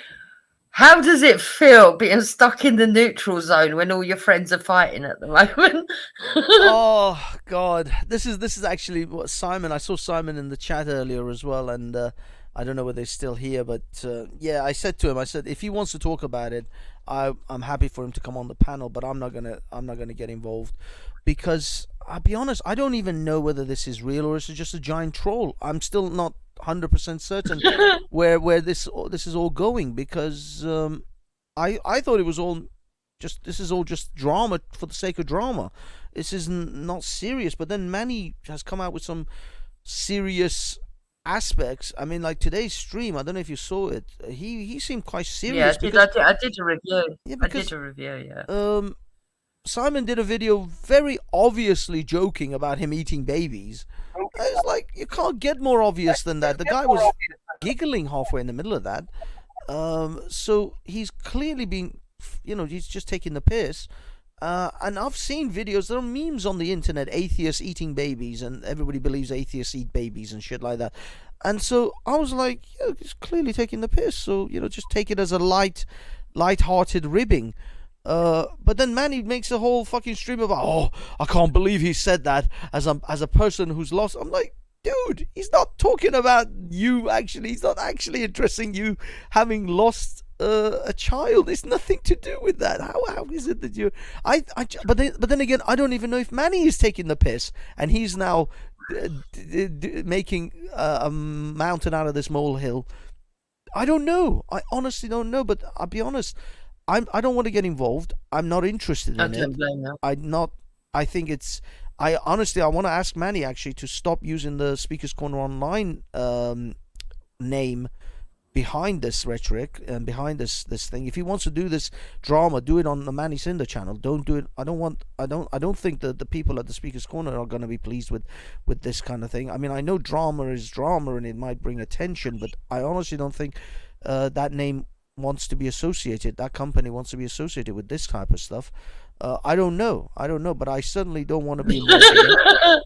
I am not interested in anything to do with this. This is nonsensical crap. We've got so much other things going on right now, so many other important things going on to so let's get back to politics then. So Rishi Sunak and Liz Truss, which one do you prefer? Neither. None of the above. If I had the choice. Like me, I'm not keen on either of them. I don't like. I really the only. Yeah, go on. Oh no! Please go on. Give me. I'll go after. No, I was going to say the only person that I really liked was Badenoch because of her views, and she's been very forthright with it and everything else. But I knew that she was an outside horse and that she probably wouldn't get to the end. But the minute that she was taken out, I just couldn't care less, to be honest. But it is interesting, isn't it? The kind of promises that they're all coming out with now. Yeah, it's all. So we've got. Yeah, it is. But like it's also going to make them. Oh, sorry. So go on. It's going to make their what? No, I was going to say it's going to make their political careers pretty short, though, isn't it? Because if they don't fulfill on the promises that they've made, glorious promises, they're going to be. The people are going to say, right, out. They're going to be gone very quickly. Yeah. To tell you the truth, look at what happened to Theresa May after Cameron. I think that anyone that comes after Johnson is going to have a similar sort of time span. You know, what was Theresa May? What was it 2 years? 1 year? She barely even got like 2 years out of that.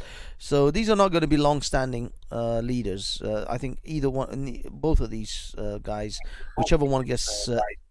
I personally think it's a selection. It's not even an election. But whichever one of them gets in, they're going to have a very short time in the big seat, because the next run of elections, either they'll lose badly or they will win with a very small majority. And so they'll become useless prime ministers. They become handicapped prime ministers where they won't have enough of a majority to pass anything of any value. And so their reign will be very short. So we're really looking at these guys as stand-ins for potentially the next prime minister who may have a backbone or a spine or some cause that we can actually get behind. But most of out of these two, I find these two to be the most slimy, slithery, deplorable individuals that I've ever fucking come across. I don't give a shit what they say. They are both horrific people. This is not even the choice of best of two evils. This is just the shit or the shittier. That's all I'm looking at. It's exactly horrific. Exactly. You know, it is horrific. Okay, another question for you. I know these questions are random, but it's good talk. Sorry. So I found this. I've got a warped sense of humour. You know I have, right? I found it hysterical. Not because there's not valid points there, right? But that two groups of people are arguing over whether whether you should have the right to do a citizen's arrest with free man of the land on drag queens. The images that have been conjured up in my head are hilarious. Yeah, I mean, what do you... It's the same as that. It's the same situation as that guy in Speaker's Corner where he told the police he was going to do a citizen's arrest on what was it, on Uncle Omar, who had Hatun's Quran. It's that kind of moronic thing. This guy, that guy, I think his name is Kevin. He's the bald guy who's always been chucked out of Speaker's Corner because he's always a bit overly aggressive, and he literally went and told the police that I'm gonna go and do a citizen's arrest on Uncle Omar because he was in possession of Hatun's Quran. So guess what the police did? They were like, oh really? Oh, are you gonna do that, sir? Yeah. Okay, now we're gonna chuck you out the park for some trumped up charge we're gonna create because we don't want you fucking causing problems in this place. So they grabbed him, they handcuffed him, and then they escorted him out the park because you're an idiot. What are you doing? You don't talk to the goddamn police about this kind of shit.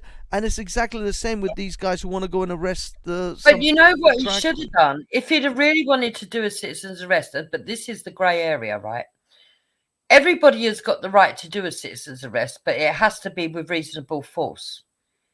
And you have to have a really good solicitor because if they've got a better solicitor than you, they'll prove that it's unreasonable. You're screwed. It's not that. It's fought with dangers, that sort of thing, that sort of action. Yeah. But if he really had wanted to do that, what he should have done was held the person or restrained the person and then called the police. Yeah, and then they would have had to come on. No, if you actually go tell the police that you're going to go arrest someone, then they're first going to arrest you because they don't want to create any, public order issues. Yeah. And so they're gonna first take you out because they know you're about to create some commotion. Yeah. So of course, you don't tell the police this sort of stupid shit, and also you don't even do that sort of stuff. This is nonsense. This will actually make the person. It's like when that bloke assaulted Tommy Robinson's daughter and he done a citizen's arrest and the bloke ended up with a bloody nose. And he wondered why the police arrested him. I know. Well, it's not that. We could say that breaking someone's nose is not reasonable. Yeah, the thing what I mean? The thing is, Tommy, I think, went and just punched the guy because his daughter said this guy, did something to him. Wouldn't we all? So of course, I would have kicked the living shit. That guy would have been fucking. Yeah, we all would.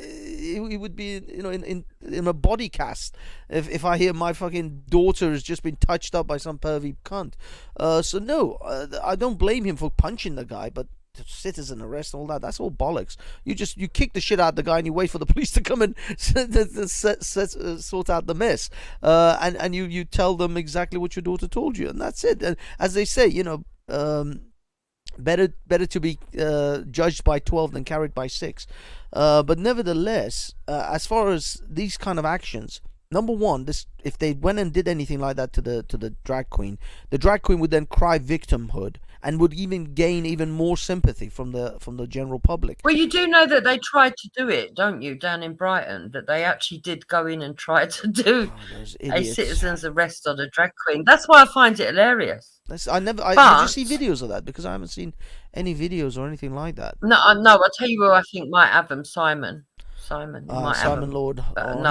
He's got everything, man. This guy. I'd love to. I hope there is some somewhere because that would be hilarious. But the whole drag queen thing, I don't agree with it. I really do not want these weirdos reading to kids. I can't. Of course. And when I've gone and had a look at what their reasons are, no. They're saying they want to be role models. Well, sorry, that's what parents are for. We don't need I don't want them to be role models. Who the fuck said they should be role models? No, drag queens are not role models. Neither are porn stars, burlesque dancers, or any other freaks and geeks, people who put gimp masks on and walk around with assless chaps. No, I'm sorry. You're not a fucking role model. You're not Captain America. This is not Marvel Universe. You're not going to walk around with a gimp mask and a ball gag and an assless chaps and go, I want to be a role model for children. What kind of what is going on? What fucking clown world did I stumble into? Did I fucking go through some kind of vortex and end up in a fucked up universe? This is unbelievable. I just can't understand. How is it that people can't get the concept of adult entertainers? Adult entertainers. That's the category you fucking belong in if you're wearing some kind of assless fucking fishnets and you're having £20 notes shoved down your fucking underwear. You do not go near children. You do not talk to children. You do not fucking associate with children whilst dressed like that. You dress like a normal human being, and sure, you go ahead. But our justice said go to Correct Not Political's channel to get all the clips of all of it. Yeah, okay, I'll check because I was looking at. I'm subscribed to those guys, and I saw the video of them and the BBC reporter sort of being a bit weird and hounding, but I never saw any videos about them going in and trying to do a citizen's arrest. They were talking about it, but I didn't see videos of them actually doing it. But either way, that's still stupid, because that's going to it's going to create a sympathy and victimhood narrative for the drag queen. Second of all, no, you protest and you voice your opinions against such things, and you tell hopefully sane parents not to take their children within 100 fucking meters of that fucking place. If there's a drag queen story time and a drag queen comes out and there isn't a single kid there for them to read, who are they gonna fucking read the stories to? That's how you're supposed to challenge this. That's how you attack this, is that you tell the parents, no parent should go anywhere near that library. We will boycott that fucking library, and no parents will take their kids anywhere near that library whilst this drag queen is doing this stupid thing. That's how you do it. When there's literally no children for the drag queen to read stories to, there is no problem. There is no issue, because there is no worries about children being exposed to these insane people. You don't take your kids. This is the problem. The problem isn't with the drag queen, I'll be honest. The problem is with the parents who take their kids in front of that fucking monstrosity. Yep. How would you... Yeah. What kind... Yeah. Where is your brain at? What point... What's going on? I swear... But I blame the councils. Why do the councils think that it's okay for them to be targeting children? First of all, the councils... Yeah, but the councils are infested with wokeness. You gotta see wokeness as some kind of like malignant disease. It's frigging cancer on steroids.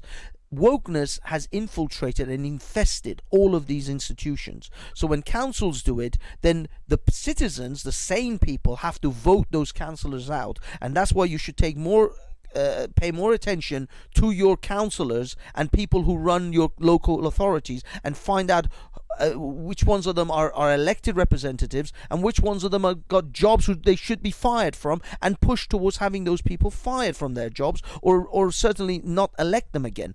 Number one, that's where you have to pay attention to if you're talking about your councils. If you're talking about your even if the councils put them up, the councils can put fucking they could put the most insane shit and put fireworks and sparklers all over it. You don't take your children to it.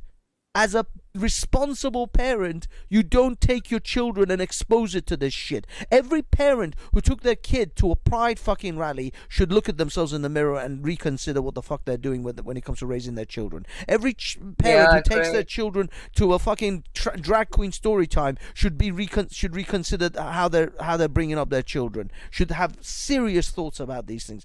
That's how this is supposed to be handled. The parents are supposed to be responsible enough to say, this is messed up. I'm not going to take my child to a fucking pole dancer or to a drag queen or to a porn star to read them bedtime stories. What is wrong with these people? How is it I'm having to even say these things? To me, it's insane, me having to tell grown-ass adults that it is wrong to have adult entertainers in front of your children. Don't do it, you fucking idiots. So another question that's just popped into my head. I'm sorry it's random and out of sync, but it's just I've just remembered it. I don't know why now, but I just have. Sorry, Jupes, I'm loving this. Keep going. When Reverend Simon Sideways spoke to you, I could understand his point of views on a lot of things, but when he said that Laura Towler and her husband were not racist or extreme right. Did you agree with him? Not entirely. I'll be honest. I just let that one go. He never sold me on that. Laura Towler has shown in the past she has great affinity for certain characters. I forgot there was one of them, one of the characters historical characters she really likes a lot. Not Powell, is another guy, but people who were very much involved with the Nazi parties, the Nazi movement.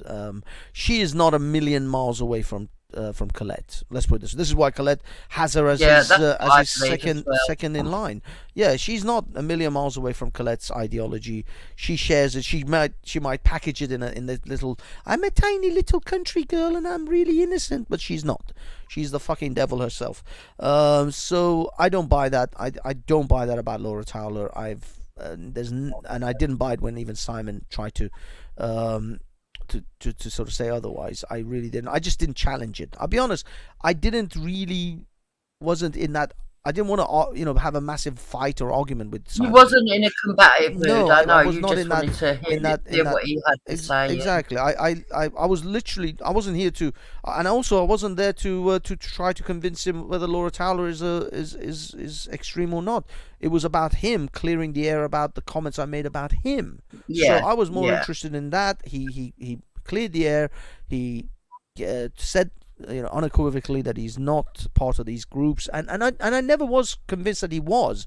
I'm just looking at associations and rhetoric that comes out of an individual, because in all honesty, being anti-Semitic on the internet, it's so blatantly obvious these days. If you back in the day when Ralph was running his channels, he was anti-Semitic left, right and center, and the irony was, even though he had anti-Semites talking about anti-Semitic things, he at the same time had people called Mossad and other Jews, like proper Israeli Jews, on his own channel at the same time. And I'm like, oh no, there's some serious cognitive dissonance going on here, because Jordan and half these other people that are on there, and fucking Errandor, these people are anti-Semitic as fuck. They are all anti-Semitic. These are not people who like the Jews. Trust me. If they had the power and opportunity, the Jews would not fare well under the rule of these people. And so, it is what it is. These guys it's like some weird cognitive dissonance that's going on, like Duvid. I don't know if you know that guy. Kind of crazy. I don't know. You don't know that Jewish guy Duvid. He goes on Zubaida's channel like regularly. And he is this Jewish. But I don't watch Zubaida's no more. I mean, I don't listen to Zubaida's. Yeah, I don't really watch her because I'm totally unsubscribed from everything that she's done. But back in the day when I was sort of keeping track of that, this Jewish guy, Duvid, he would go on Zubaida's all the time, even though Zubaida herself full on hatred for Israel and I would say definitely an anti-Semite, even though she would say no, she's not. Walid has literally said, he described Jews as viruses in the Middle East, and also said that Hitler was right. He's on fucking tape saying that shit. So I mean, if you don't believe, and yet they haven't been arrested, but they were able to go into a police station and make up false charges on me and get me taken out of my house because she was upset that I said that she was a terrorist apologist when she actually fucking was. Yeah. And when I said to the police, look, I've got proof that she's actually said it, and I proved it, that ended it all. Well, there was so much that ended it all anyway. Yeah. And all she did was brought attention to her channel, which eventually led to the downfall of PA anyway. So people should thank Zubaida, because the police, the police told me after they took a look at what she said, they said they were going to watch her channel. And she had all those people over there, so well done, Zubaida. Well, yeah, but the thing is, PA was never going to go anywhere. One last question. No, before I forget, I really must ask you this. What do you think of the Sesame Place stuff that's going on in America? Do you know what I'm on about? Hugging the Sesame Street characters not hugging the little black kids. Yeah, where they're trying to say it's racism. What do you think on that? In all honesty, I mean, racism. Do you honestly think a Sesame Street character would would even have a job. These people are so woke. The Disney Corporation, Sesame Street, these are like the wokest of woke. You honestly think that they would hire someone who wouldn't hug little black children? It's impossible to even imagine such a situation.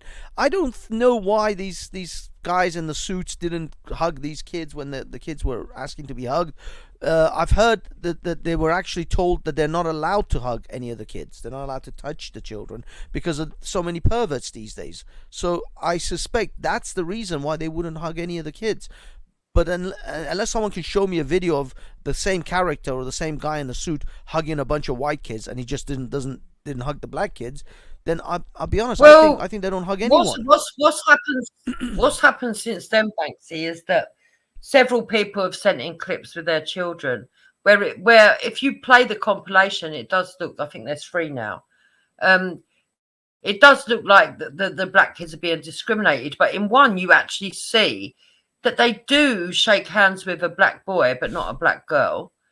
It's weird. I don't know. But I think at first glance you could go, "Oh, yeah, it does look a bit racist." But then, if you think about it, you could equally get. Sorry, got a hair in my throat. You could equally get.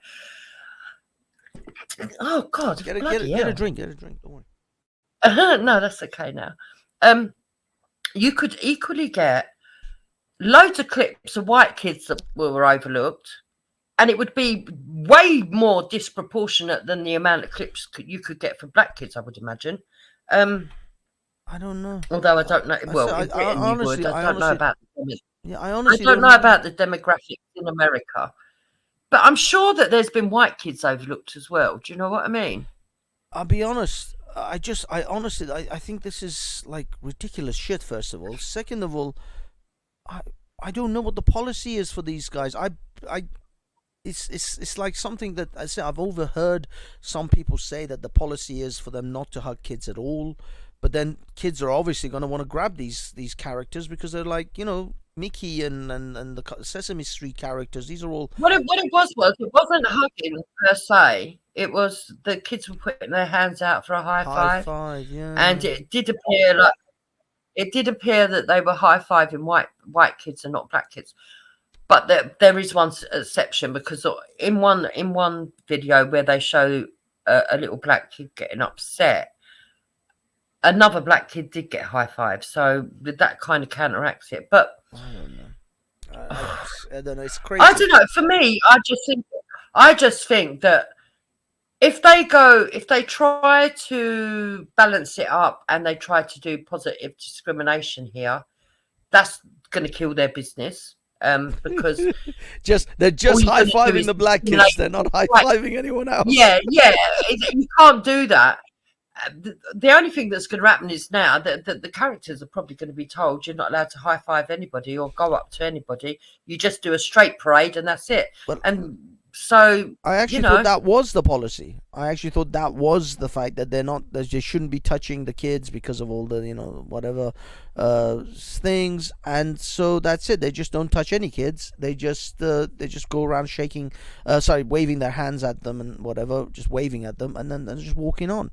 I don't know, because the thing is not to be able to hug. I mean, you would think most kids are gonna want to hug these characters. These are they're literally made to be plush toys. Effectively, these Sesame Seed characters, the Disney characters, they're literally made to be plush, huggable toys. So they've actually got rid of the character, the person that they were complaining about. They've actually got rid of that character apparently.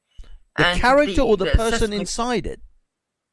I've written the person inside it, but the Sesame Place has come out and apologized for it, so they've accepted it. Yeah, but I mean, have they accepted the fact that was intentional, or have they accepted the fact that people got this perception that they're being discriminated, they're discriminating kids, black kids? But they're not. I don't know. Well, they're saying they're going to put their staff on retraining courses, so that would sound like they're accepting. Well, in that case, all they have to do is the training is, yeah, guys, high five the black kids. Make sure you fucking high five the black kids. That's the whole training. I mean, I don't know. It sounds insane. But it's kind of mad, isn't it? Because if you think of any celebrity or pop star or you know, and the hordes of crowds, they go out into the crowds. They even the Queen, when she does a tour, does shake some people's hands, and if you get lucky, you get lucky, and if you don't get lucky, you don't get lucky. Exactly. No one ever stops to think, hold on, how many black people's hands did they shake? How many white people's? I think there's racism. It's all pathetic. Yeah, I mean, I don't think anybody's keeping count of how many black people and how many white people the Queen shook hands with. That's just nuts. That's just fucking insane. I don't know. I honestly don't know what it is exactly that's going on with this Sesame Street thing. I think it's just another bollocks victimhood that people are trying to, because victimhood is a commodity these days. If you can be a victim, you can make a lot of money. Look at how much money these guys raked in through Black Lives Matter. I saw at one point 14 or 15 million dollars was raised for George Floyd on GoFundMe. Now that man could have lived 1,000 years and would have never made $14 million in his lifetime. There's no way on that. His death brought more money to him than his life would ever bring anything even close to that. But yet, what I also heard is that George Floyd's family didn't even get a fraction of that fucking money. A lot of that shit was fucking taken out by the Black Lives Matter cunts, who then went and bought mansions with it. They have like multiple freaking mansions and shit. So not even George Floyd's family benefited from that. Or I don't know, maybe they benefited. I hope they at least, raked a couple of million out of it. But the man raised $14 million on GoFundMe. That is insane. So victimhood, unbelievable. but being a victim is incredibly lucrative these days. It is a lucrative business to be a victim, and I'm sure the Sesame Street shit is bringing in some serious cash too from these guys, because nowadays, what people have discovered is GoFundMe or the power of what they call it, raising money from like multiple millions of different people, like what's it called, crowdfunding, because the beauty of crowdfunding is that I don't have to give thousands of pounds to a cause. I can give £10, I can give £2, I can give £1. But if 1 million people gave £1, you're an instant millionaire. And so you're dealing with, because crowdfunding in this modern era back in the day when you were crowdfunding, you try to crowdfund, you'd have to go knock on doors, you'd have to go door to door, or you'd have to put adverts or pictures or whatever up in your local town. But you would only target your local area. The maximum reach you would have, unless you're some mogul who has a TV studio, you would never be able to reach outside of that local town or city that you're in. That would be the maximum of your the absolute maximum of your reach. Nowadays, it's a global thing. You don't have to worry about just the people in your town. You put up a post, you have a video of something going viral of you being victimized for whatever racial thing, you could literally go global. You'll have people in India donating to your cause. You'll have people in freaking Japan donating to your fucking cause. So you don't have to worry about just getting money off the people in your local area. You go to the world. And so victimhood and being a victim is a commodity. It's a very lucrative business nowadays to be a victim.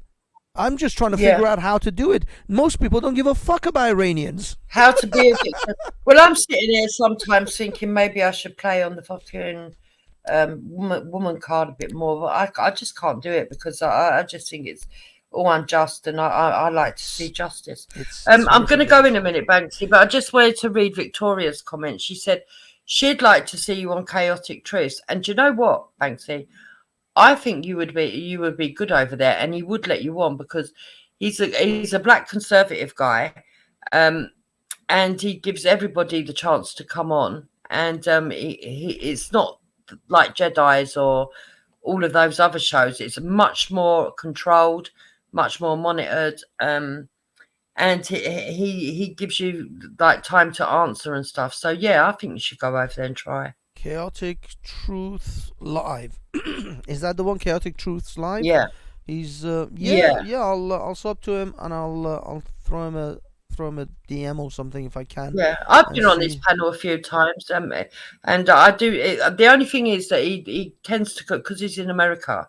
He tends to go on late at night. Of course, and but if I'm up, but I know you. Yeah, you don't mind that so much. I'm a night owl. I do occasionally. I do stay up at night. So yeah, I'll check him out. And I'll drop him a line. It might be interesting. He also does good topics as well that sometimes are good to pick up on afterwards, because he talks about what's going on currently in America, and it takes a bit of time to get here in our national press. So he's ahead of us, if you know what I mean. So yeah, interesting. Yeah. I'll keep an eye on him. And I'll send him a message if he's interested to do a show, or if he's doing, I'll follow him. So if he's doing a live show, I take it he does live shows and he just throws out his, he has panels. People come on his panels and stuff. He has panels, but he normally starts off by talking about the subject, giving his opinion, and then asking decent questions before people come on. And then when they come on, he actually asks them questions, listens to their answers, and has proper discussions. It's not about you're right, I'm right, or any of that. It's more discussion based than actually debating, which is good, because you actually get to sort of like walk answers together. Yeah. Yeah, I would prefer that. I mean, don't get me wrong, I like my fair share of trolling and stuff, but the thing is, I just troll these like Jedi types because they're just funny as fuck and they get triggered. And no, it's more serious than that. It's a bit like a Sarah Garvey, but only better. Yeah, actually. Yeah, that's what I mean. I like the stuff Sarah does. I've been on Sarah's as well a couple of times. Yeah, no, I've seen you. Yeah, you've seen. Yeah. But when you go there, don't forget to say Jupiter that said that you should try and go on there and speak to him. Yeah, I'll because it's always good if you let each other know where you've come from, because whatchamacallit, he lets me review his stuff and that, so I like it. It goes backwards and forwards. You get, when they know that you're still sort of helping them, they're decent. Yeah. Oh, nice, nice. So he's all right. Anyway, I'm gonna run off. Take care, my lovely. It was a good conversation today. I enjoyed it, Banksy. Take care. It was lovely. Thank you for coming. Thank you. Take care. Yeah. Bye. Give my best to Hector too. Okay, boys and girls. Let me switch this over to this one. Yeah. So I'm gonna call this a day, because it was actually much longer than I anticipated.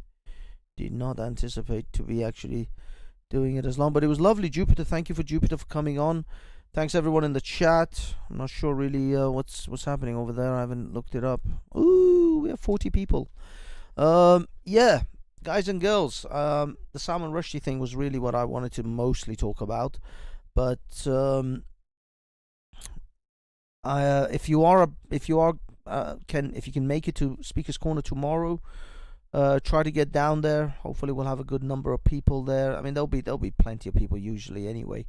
And yeah, just keep your kids away from the fucking pervs at Drag Queen Story Time. Best adult oh, for God's sake. See what I mean? You see, you do shit like this, you put up fucking adult dating bollocks, and I have to screw with you now. Now I have to put your ass on timeout because you screwed with me. You screwed with me, nude HD, whatever the hell your thing was. You came in here and you fucked with my stream right at the end. Go F yourself. Yeah, thanks everyone for coming. Thank you, Miss Banksy. Love you, Miss Banksy. Miss Banksy. Tell me when you're coming to London, or at least let's do something. Let's meet up. Let's have a meetup stream. In fact, it'll be a fucking great laugh having a drink with Miss Banksy. I can just imagine it. Darius, big up Darius.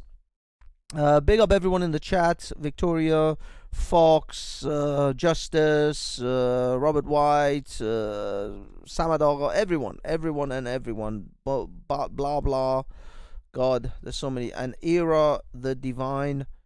I hope I pronounced that right. I don't know. I'm just scrolling back now. Mr. Man looks like had a lot of messages retracted. Mr. Man doesn't like his own Mustafa, Phil Ewan, Robert, Constitution, everyone. Guys, thank you for coming. It's been awesome. I am now, well, I mean, I guess I've got my outro music. It's the usual Islam one. Yeah, guys, take care of yourselves. Love each other. Love your families. Spend as much time as you can with the people who love you. And fuck the haters. Exactly. Don't waste your time with the haters. The haters will hate. That's what they do. Take care, guys. Love you all. Ciao.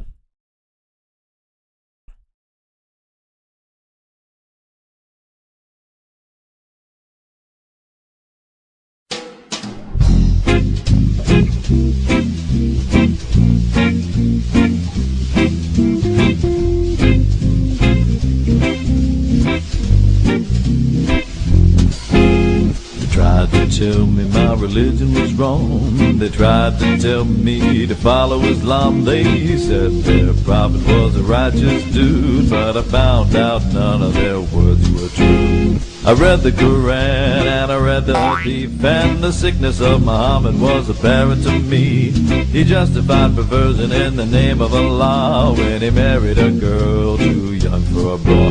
She was playing with dolls when the prophet came. Her childhood was stolen in Allah's name. Aisha was 9 when he took her to bed. Don't tell me that fool's not sick in the head.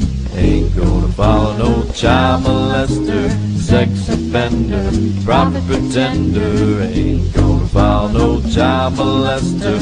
Islam's not for me. Islam's not for me. The sickness of the Islamic mind Has caused some mullahs to be blind. to justify their prophet, they will justify sin. So the sins of the prophet are repeated again. All over the world in Islamic states, 9-year-old girls suffer cruel fate. Sold into marriage to twisted men, and Aisha's sad story is repeated again. Ain't gonna follow no child molester, sex offender, prophet pretender. Ain't gonna follow no child molester. Islam's not for me. Islam's not for me. Do you care about women all over the world? Do you care about those little girls? Then stand up and fight for human rights. Speak out against the laws of Islam. Ain't gonna follow no child molester, sex offender, prophet pretender. Ain't gonna follow no child molester. Islam's not for me. Islam's not for me.